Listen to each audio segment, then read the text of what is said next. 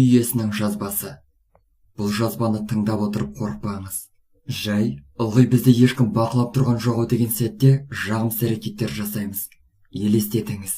Мүмкін, сізді бір тіршілік иесі бақылап, күн сайын не істегеніңізді жазып жүреді. 12 шілде. Жаңа дәптер арнадым. Тоңазытқыштың ішінде жазып отырмын. Ол түннің бір уағында шұжық жеп отыр. Байғұс, мені ешкім көрмейді деп ойлайды. Содан болар бөгде адамдарға диета ұстап жүрмін деп бөсетіні. 14 шілде. Сан түрлі газет журналдарға жазылған. Елдің бәрін тамсандырып үйге келеді. Бетін ашып оқыса, мұрынды кесіп берейін. Әрі кетсе, қоқысқа тастар алдында суретін бір жолып шығады. Диван алдында мәнсіз шоу тамашалап отыр. Теледидарға қарап, ішім пысып кетті. Өзі қалай шыдап көріп отырғанына таңым бар. Торт жеп отырысы жаман емес. Ертең құрбысы келсе, қанша диета ұстағанымен азбайтындығын айтып, зәрезап етеді. 17 шілде. Таңертең басын жуып, кебуін күтпестен сыртқа қарай шығып кеткен. Нақұрыс. Енді міне жатыр, басым ауырды деп зарлап. Себепті сырттан зитін қайтерсің? Біреу сыртқа сүйреп алып шыққандай оны. 18 шілде. Жер бетінде осы ғана жұмыс істейтін шығар. Жүйкеме әбден тиіп бітті. Қоқысын тау қылып үйіп, барлық жерді быстатта жүреді. Шыдай алмай реттеп қойсам шошынады. Өз салақтығынан қорықпаса да, тазалықтан қорқатыны күлкілі әрі аянышты. Кешке құрбысына қоңырау шалып, жаңа зат алған таныстарын күнде бесектейді.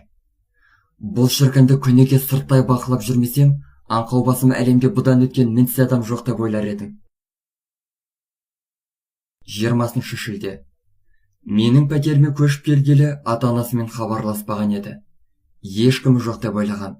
Бүгін ата-анасы келді. Құрбысы Таняның қанша жүк көрсе де оны күліп қарсы алатын ол бір қабақ ашылмай отырды. Өз күшімен қоғамға қосылғандай әкіреңдеп қауқарсыз екі қартты қуып шықты. Қонақтарды жек көрсем де бетін жас жуып, кемсеңдеп кетіп бара жатқан қарттарды көріп алғаш рет жаман сезімде болдым.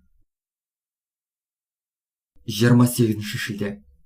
Өткенде ұнатпай қалғалы бері оны түрлі әдістермен қорқытуға көштім. Түрлі бақсы-балгерлерді үйге келе бастады. Бір балшы картаны жайып жіберіп, бұл үйде бір қыз ұзарлап өлтірген. Соның рухы тыныштық таппай жатыр деп қалтасын үптеп кетті. Ішек сілем қатып шкафтың ішінде күліп отырдым. 4 тамыз. Түнгі тықырым. Ыдыстарды сындыруым әбден мез еткен секілді. Оның жылағанын көріп жаным байыз тапты. Бақытсыз балалығын, қазіргі кездегі сәтсіздіктерін айтқанда жұбатқымақ келді. Мені көрсе шошыр деп аптығымды бастым. Шынында, оның жанын түсінетін ешкім жоқ еді. Мен де оның ебедейсіз әрекеттерін қызық көретінмін. Бүгін оның сезімін көзбен көріп, бір түрлі қуыстанып қалдым. Ол немқұрғанда менің бар екенімді сезініп қабылдай алса екен. 20 қыркүйек. Мен оны шексіз жақсы көремін. Кейінгі кезде ата-анасына ақша салып жіберетін болды. Жымиып, әлдекіммен телефонда тілдеседі. Әйтеуір, оның бақытты жүзін көргенде мен де шаттанып кетемін.